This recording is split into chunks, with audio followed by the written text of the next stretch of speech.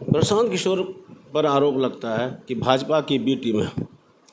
चलिए, आप भाजपा की भी टीम बता रहे हैं, बहुत सारे लोग बताते हैं कि तो नीतीश कुमार ने समझिए ऐसा चक्रव्यूह रचा हुआ है कि आप तीनों पार्टी में किसी को वोट दें, मुख्यमंत्री नीतीश कुमार ही बनते हैं। अच्छा।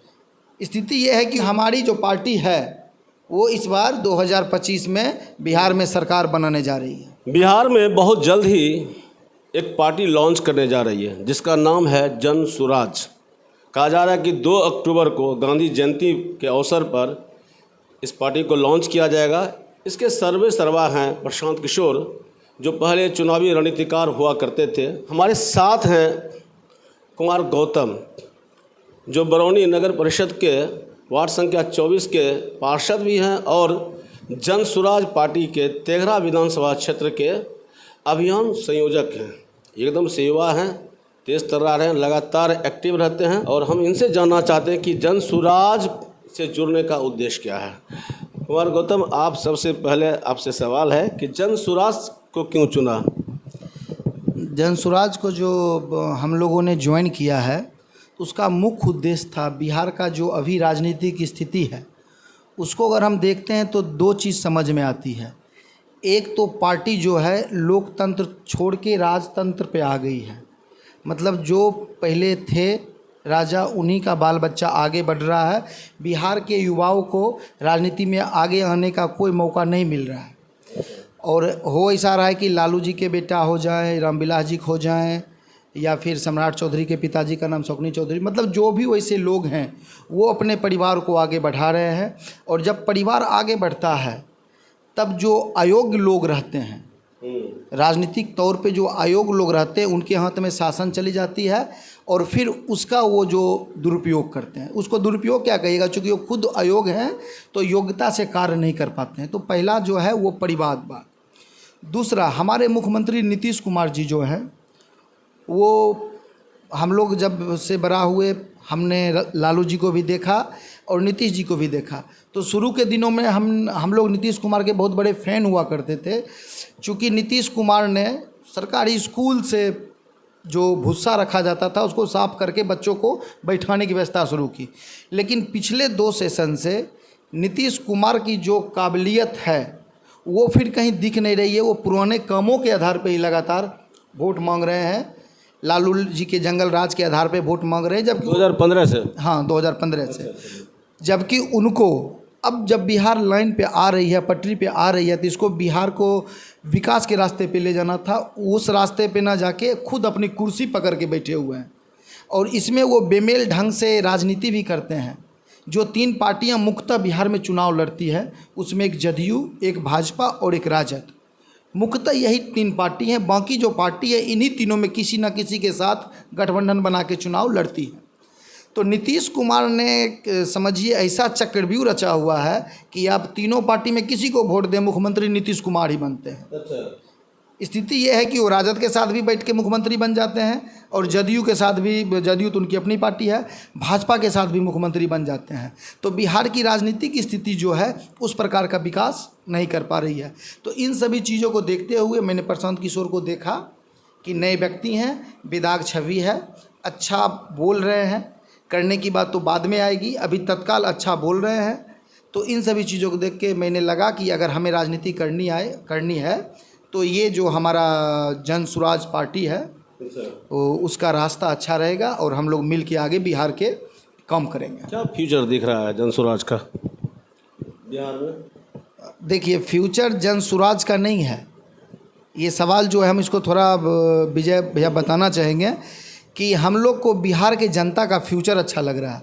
ये जन सुराज जो पार्टी है वो एक पार्टी नहीं है, वो एक ऐसे लोगों का संगठन है जो चाहते हैं कि बिहार का विकास हो, बिहार के बच्चे बिहार में ही काम करें, बिहार के बच्चे बिहार में ही मजदूरी करें, बिहार के जो भी कर्मचारी हैं जो बाहर में काम कर रहे हैं दूसरे फैक्ट्री में, वो बिहार के बने फैक्ट्री में ही अपना अपना कुशलता का परिचय दें।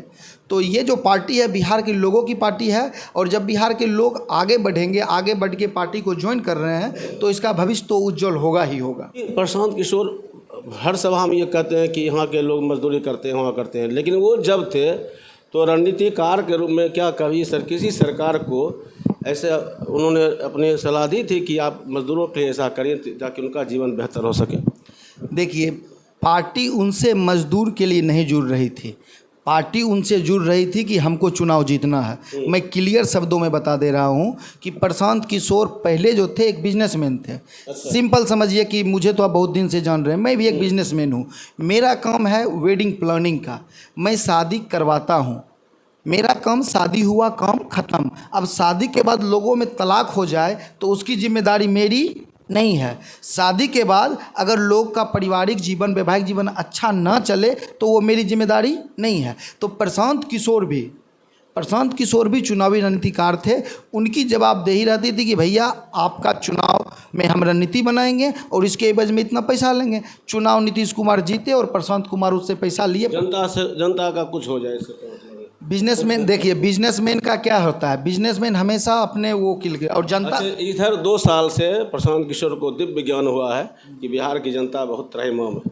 नहीं, देखिए दिव्य ज्ञान नहीं हुआ है क्या कि प्रशांत किशोर जी यहाँ रहते नहीं थे।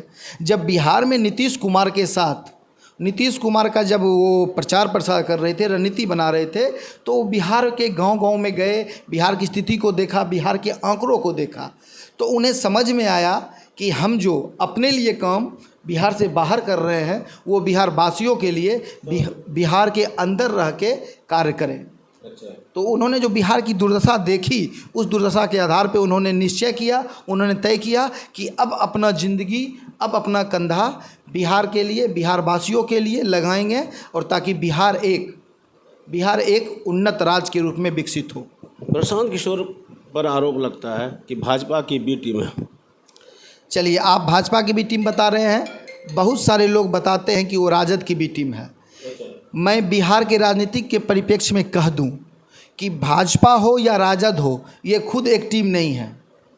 भाजपा और राजद दोनों नीतीश कुमार की ए बी टीम है।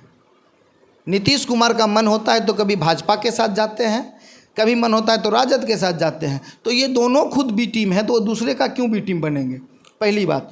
दूसरी बात, बी टीम वो होता है जो ए टीम से छोटा हो। तो राजद हो, जदयू हो, लोजपा हो, बिहार में 70, 80, 95, 100 सीटों पे चुनाव लड़ेगी। और प्रशांत किशोर ने बोला है कि बिहार विधानसभा के जितने भी सीट हैं, सारे सीट पे बिना किसी गठबंधन पे जन स्वराज पार्टी अकेले चुनाव लड़ेगी। तो बी टीम होने का कहीं से कोई सवाल ही नहीं उठता। इसलिए भी लोग आरोप लगाते हैं। और कुछ चीज़ें जो सामने आती है, राजनीतिक जो घटनाएं हैं, उसमें कहीं न कहीं इसको और बल मिल जाता है। जैसे लोकसभा चुनाव के दौरान 20 चुनाव में प्रशांत किशोर ने आके तमाम मीडिया चैनलों के साथ ये कहा कि 320 से 360 तक सीट जीत सकती है बीजेपी। और उसके बाद जो चुनाव परिणाम आया वो सब जानता है क्या हाल हुआ, 240 पे बीजेपी आके सिमट गई। इस तरह से किसी खास पार्टी के लिए बीच में आके बयान देना, क्या ये नहीं लगता है कि बीजेपी के लिए कहीं न कहीं सॉफ्ट कॉर्नर इनका है? और जनता में एक मैसेज देना चाह रहे थे, प्रशांत किशोर रणनीतिकार हैं और बीजेपी की अच्छी स्थिति है, जबकि स्थिति अच्छी नहीं थी। देखिए, इसमें 2 तरह की बातें हैं। पहली बात ये है कि भारत के लोकतंत्र में हर व्यक्ति को अपने बात रखने का अधिकार है। तो प्रशांत किशोर जी ने भी बोला कि बीजेपी 320 जीत सकती है, लेकिन उन्होंने सिर्फ बीजेपी के बारे में ही नहीं बोला। अगर हम बात करें तो लोकसभा की और भी सीटें हैं, तो 320 के बाद जो सीटें जीती वो इंडिया गठबंधन जीतेगी। तो उन्होंने तो दोनों के बारे में बोला। चुनाव चल रहा है तब जनता में तो ये एक मैसेज आता है कि आप बीजेपी के लिए कुछ नहीं, ये तो अच्छी बात है ना कि प्रशांत किशोर ने अगर एक मीडिया चैनल को 320 बोला तो चुनाव के अंत तक 320 ही हर मीडिया चैनल को बोलते रहे, किन्हीं को ये नहीं बोला कि 280 जीत रही है, 290। उन्होंने अपना रणनीति के हिसाब से देखा, उन्हें लगा कि 320 सीट बीजेपी जीत रही है और बाकी का जो सीट बचेगा वो इंडिया गठबंधन जीतेगी। दोनों वही अंतर है सर, गिलास आधा खाली है आधा भरा है। 320 सीट बीजेपी जीती नहीं, बीजेपी उनको आगे कहना चाहिए था कि मेरा अनुमान गलत था। इस हिसाब से तो पूरे भारत को कहना चाहिए था। सब हम लोग भी बोले थे कि 320 जीतेगी, सब लोग अपना रखते हैं। ये तो लोकतंत्र में अधिकार है कि आप अपना बातों को रख सकते हैं, सब लोग का अपना अपना है, तो उन्होंने भी रखा। उन्होंने एक नागरिक की तरह रखा। हर एक नागरिक, आप भी रख सकते हैं, हर एक नागरिक को अधिकार है। जन स्वराज भी चला रहे हैं इधर। हाँ, आप आम नागरिक नहीं, आप कहीं जाते हैं, कुमार गौतम जाते हैं तो एक जनप्रतिनिधि भी हैं। देखिए, अभी हम बोलेंगे तो एक जनप्रतिनिधि हैं, लेकिन प्रशांत किशोर अभी तक जन स्वराज पार्टी का गठन नहीं हुआ है। 2 अक्टूबर के बाद जो भी बयान आएगा वो जन स्वराज पार्टी का बयान होगा। इससे पहले प्रशांत किशोर ने कोई राजनीतिक दल नहीं बनाई है और उन्होंने जो बोला वो एक रणनीति तब तक जिसके लिए फील्डिंग किया जा सकता है। नहीं, फील्डिंग क्यों कर रहे, वो रणनीतिकार के हिसाब से बोले। उनसे पूछा गया तो वो बताएं कि हमारी रणनीति ये है, हमको लगता है कि ये इतनी सीट जीतेगी। एक चीज़ जो सबसे ज़्यादा सामने आ रही है, जन स्वराज हो या कोई भी नई पार्टी आती तो लोग बड़े उत्साह के साथ जुड़ते हैं, फिर बाद में पता चलता है उसी गति से लोग वापस भी हो जाते हैं। अभी जन स्वराज से लोग जुड़ रहे हैं और जिस वर्ग के लोग ज़्यादा जुड़ रहे हैं उसमें महत्वाकांक्षा तो लोगों की है कि हम विधानसभा चुनाव लड़े, हम जो भी चुनाव, तो ये एक बड़ी जमात तैयार हो रही है। ऐसे में क्या लगता है कि आने वाला समय फिर वो एक कलह भी सामने आ सकता है? नहीं, देखिए, इसमें कलह इसलिए नहीं होगा कि हम लोग का जो संविधान बन रहा है वो लोकतांत्रिक आधार पे बन रहा है और 121 लोगों की टीम बना के, जिसमें IAS ऑफिसर, डॉक्टर्स, साइंटिस्ट, सारे लोग मिलके हम लोग का संविधान बना रहे हैं। और टिकट का भी जो भी बंटवारा होगा वो जनता से पूछ के, हमारे जो सदस्य हैं उनसे पूछ के और सामाजिक स्तर पे सर्वे करके होगा। ये किसी धनबल से टिकट का बंटवारा नहीं होगा। और जब भी बंटवारा होगा तो जिनको भी टिकट जिस विधानसभा क्षेत्र से दिया जाएगा, मुझे अनुमान है और मुझे लगता है अभी हमारे जो पार्टी के सदस्य हैं कि सभी लोग मिलकर सपोर्ट करेंगे टिकट के लिए। हमारे यहाँ जन स्वराज पार्टी में किसी प्रकार का कोई विरोध नहीं होगा। हम लोग सब साथ मिलकर लड़ेंगे और हमारे पार्टी का जो विधायक होगा वो जनता का विधायक होगा। जनता उसको चुनेगी और जनता ही खरा ही करेगी। युवाओं को मौका ज़्यादा मिलेगा? युवाओं को मौका तो मिलना चाहिए। हम युवा हैं, देखिए, जहाँ तक हमारी बात है तो हमारा घर तेघरा विधानसभा पड़ता है। तेघरा विधानसभा में पार्टी बढ़ेगी, सभी लोग मेहनत कर रहे हैं। पार्टी का आदेश होगा कि अगर आपको चुनाव लड़ना है तो हम भी लड़ सकते हैं। पार्टी का आदेश होगा कि नहीं, आपको चुनाव में प्रचार का काम करना है तो प्रचार का काम करेंगे। हम पार्टी के निर्णय के साथ रहेंगे। अभी दिमाग में उस टाइप की चुनाव की कोई बात नहीं है। अभी बस बात है कि ज़्यादा से ज़्यादा लोग हमारी पार्टी के साथ आएँ और बिहार को बदलने में हमारी मदद करें। लेकिन हमारी जो पार्टी है वो इस बार 2025 में बिहार में सरकार बनाने जा रही है। 2025 में जन स्वराज सरकार बनाने जा रही है जी, 100% बिहार में जन स्वराज पार्टी सरकार बनाने। ओवर कॉन्फिडेंस कह सकते हैं, चूँकि ये कॉन्फिडेंस हमको फील्ड से मिला है, जनता से मिला है। चलिए, कॉन्फिडेंस होना ज़रूरी है, लेकिन जब ओवर कॉन्फिडेंस होता है तो चीज़ें कभी कभी असंतुलित भी हो जाती है, बैलेंस बिगड़ने का डर रहता है। खबर पोस्ट के लिए विजय कुमार।